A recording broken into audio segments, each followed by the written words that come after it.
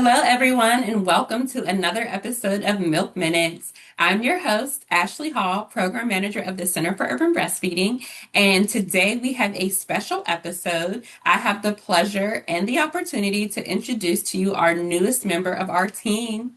As our program continues to grow, we are excited to welcome someone who will be the first friendly voice many of our families will connect with. Joining me today is Hailey Sutton, our Maternal Child Health Coordinator. In her role, Hailey supports families across several of our Healthy Start programs, including the Center for Urban Breastfeeding and our Doula Program. Now, whether she's helping complete a participant intake, connecting families to resources, coordinating referrals, or making sure our participants are linked to services that best meet their needs, Hailey plays a very important part in helping families feel supported from the very beginning. One of the things that I appreciate most about Hailey is her genuine desire to learn, build relationships, and make sure that every family feels welcomed and cared for.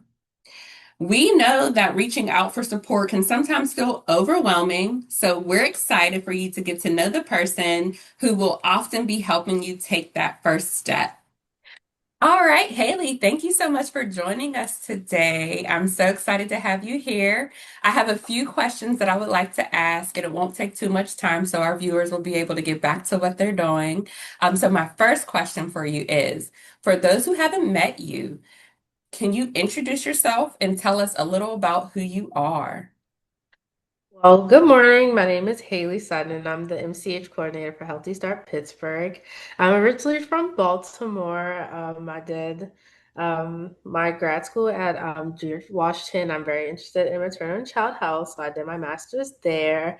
But outside of school, I'm very interested in cooking. I love shopping, jewelry collecting, hanging out, and just enjoying myself. We only get so much time throughout the day. So I really enjoy just making some peace with myself. So Absolutely. I'm curious, what are some things you like to cook? um when I was a teen, I loved baking, so that's one thing I'm trying to get back into. But right now, I think I'm really into like steak. My boyfriend Mm. loves steak, so I had to perfect that in undergrad. My family, like my brothers and my dad, are really big on like the grill and smoking. So like one day, I would like to like know how to work my way around a grill and a smoker Yeah. because why not? One day I might be married and want to treat my husband to a Father's Day surprise. So, and Yeah. maybe do it for myself. So that's one goal that I have.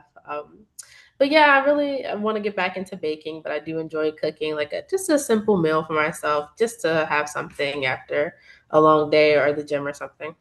Oh, okay. Yes, definitely. So it sounds like the cookouts will be at your house. You'll be grilling up Yeah, steak. I Okay. love All right. That hosting. sounds like a plan. I love hosting. I will keep that in mind. And then you mentioned school. Where did you go to school and what for?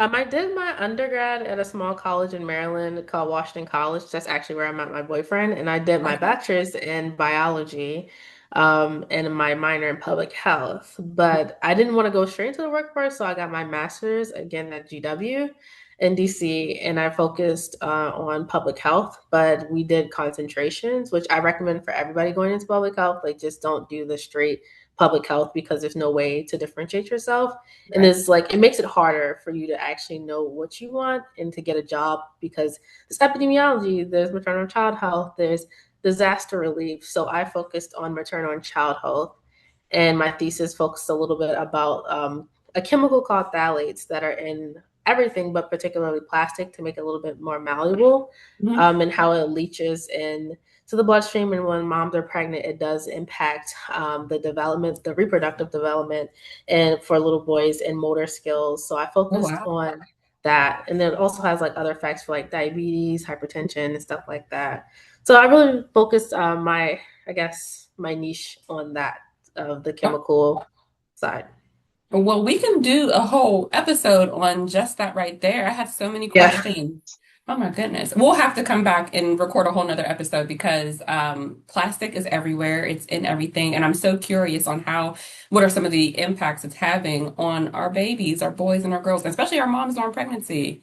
Yes, it's such a new field, but people are Uh-huh. starting to realize that like it's not even just in plastics, it's in perfume, it's in nail polish, Oh, it's in wow. hair care, it's in your food because most food are packaged in plastic, it's in furniture. Like there's nothing there's no way to avoid it. And it's even to the point where a child born today has plastic already in it from the mom's breast milk. And they're not going to say anything about it because it will require them to change everything to rethink how they make formula. I mean, of course, Absolutely. it impacts the lower income, the Black moms and Hispanic moms the most. So, you know, it's Oh my God. really large field, but it's so near. Yes, and that's it's necessary that we know that information so that we can make better choices for ourselves and for our children.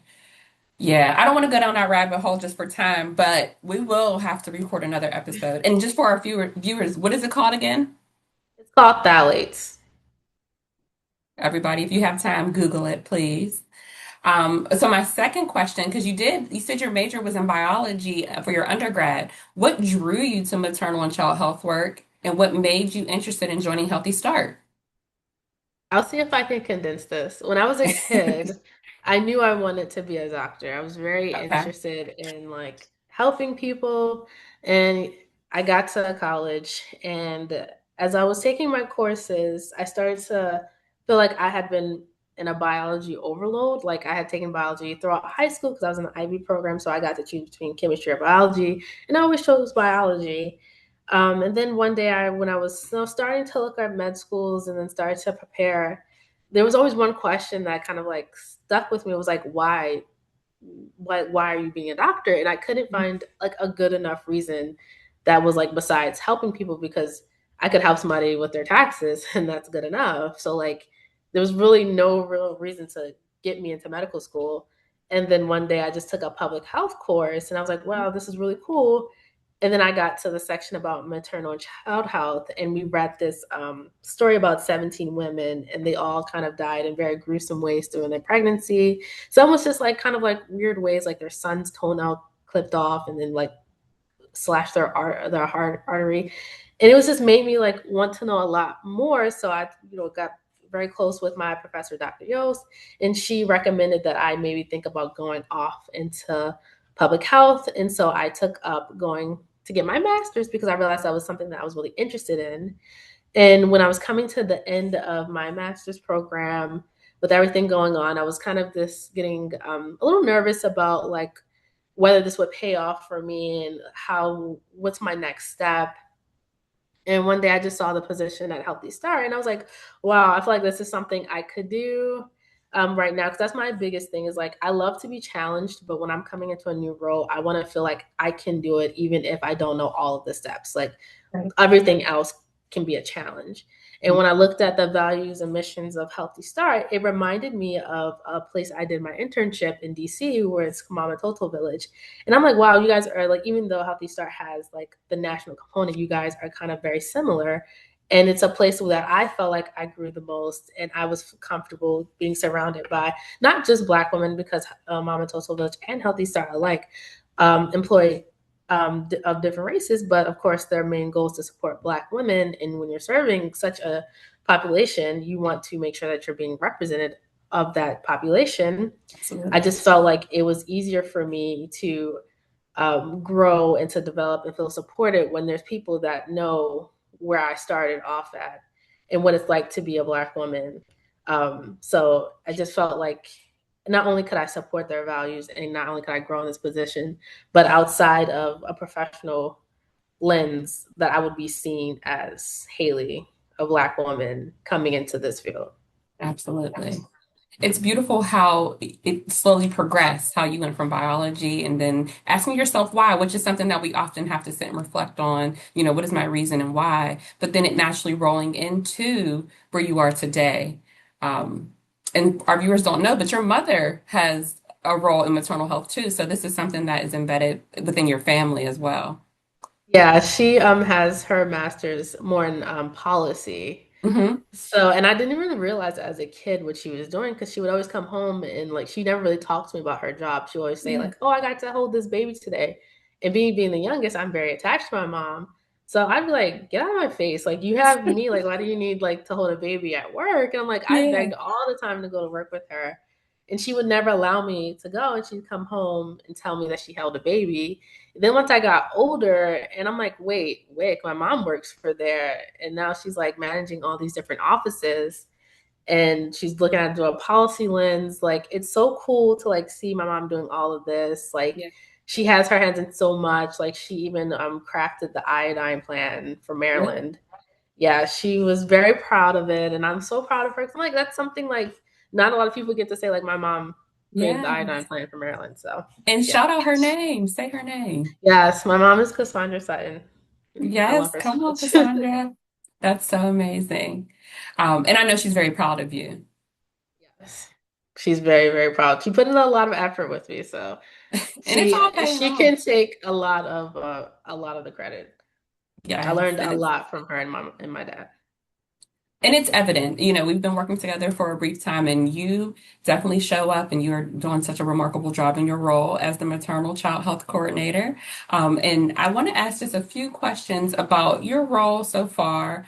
And because your role touches both the Center for Urban Breastfeeding, our Doula Program, and home visiting, what excites you the most about being able to support families across multiple programs?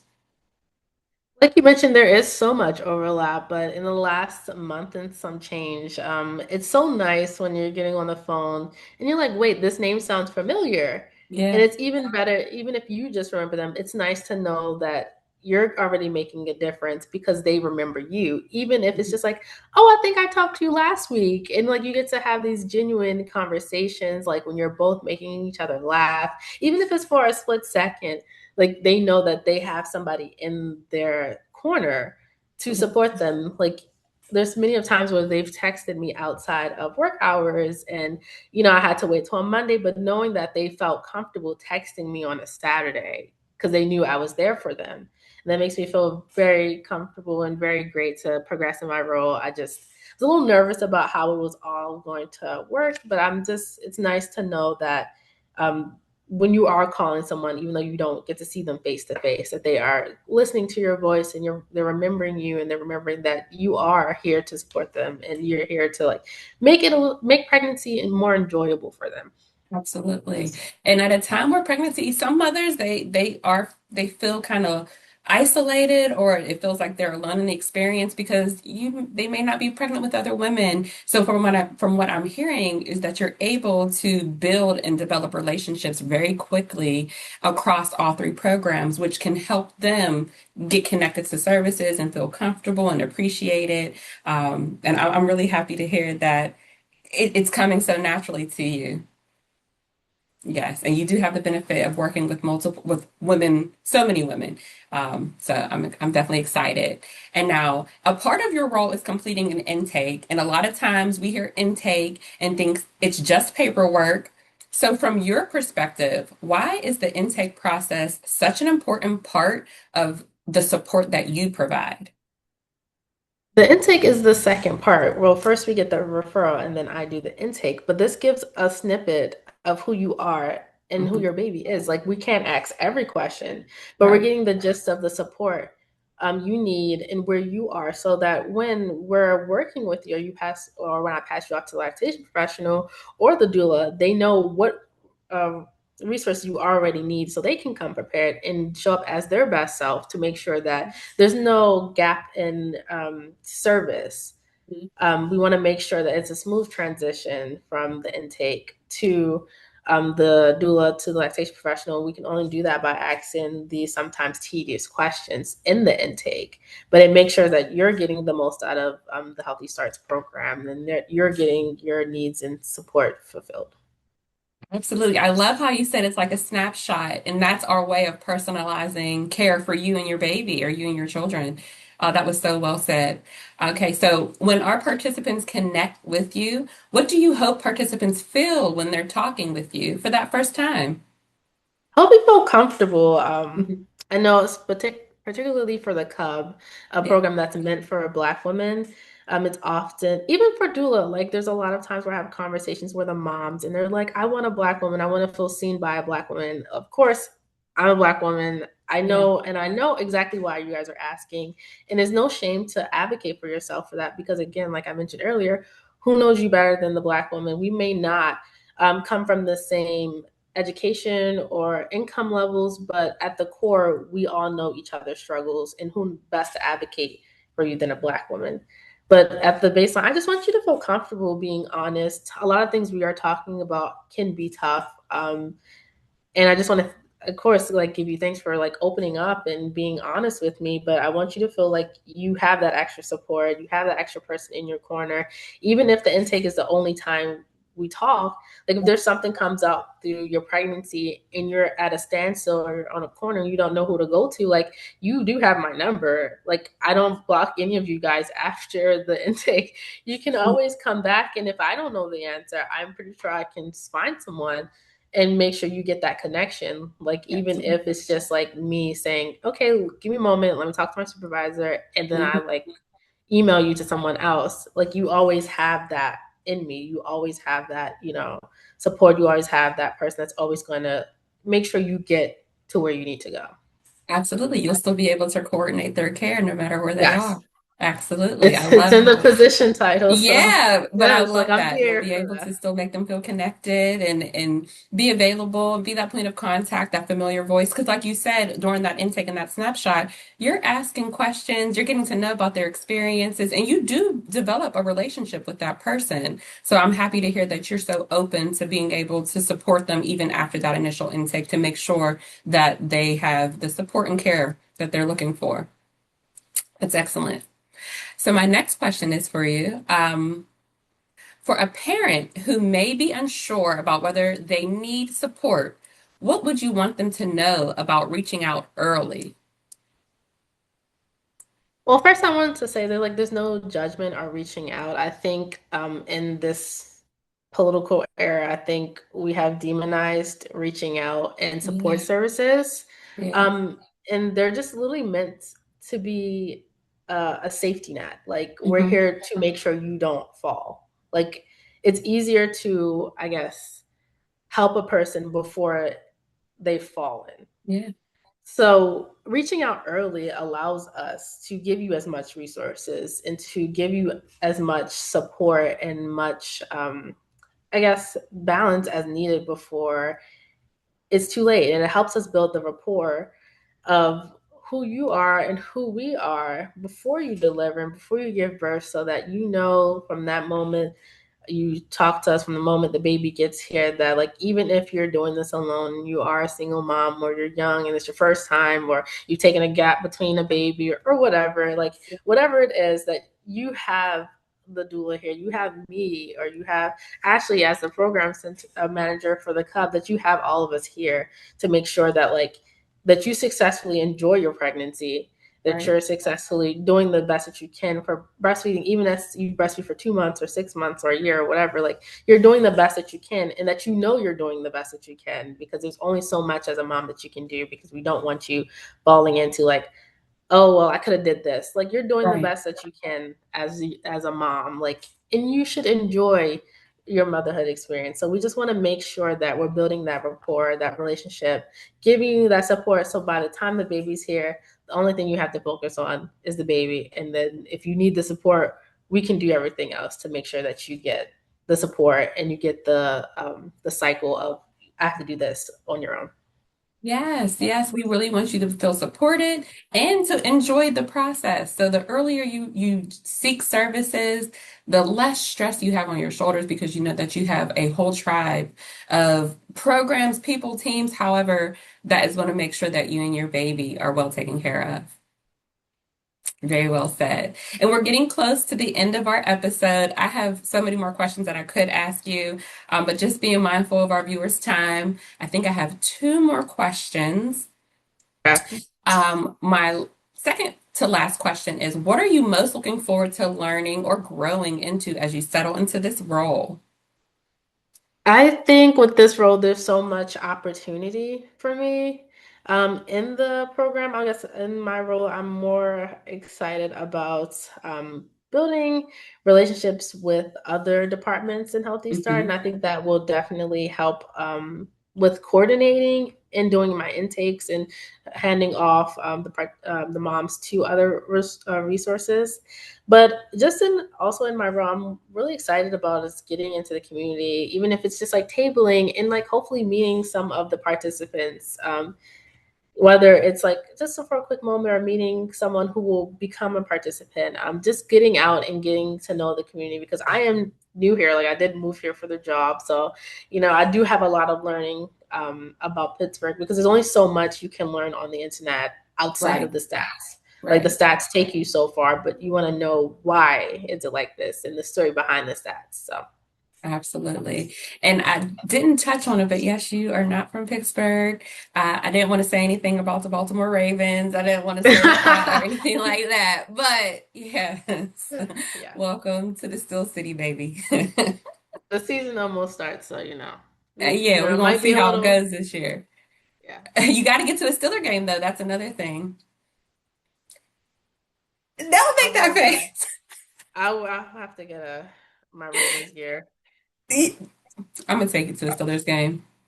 Okay, last question. This has been so much fun, but the last question is if you could leave our families with one message today about asking for help, accepting support, or staying connected with the cub, what would it be? It's we're not here to judge. Like this is our job to support you. And also it takes a great set of people to take on a job like this, a job that requires so much flexibility and so much responsibility that it's not like we're just here to support you. We're doing it because we truly enjoy it. Like Absolutely.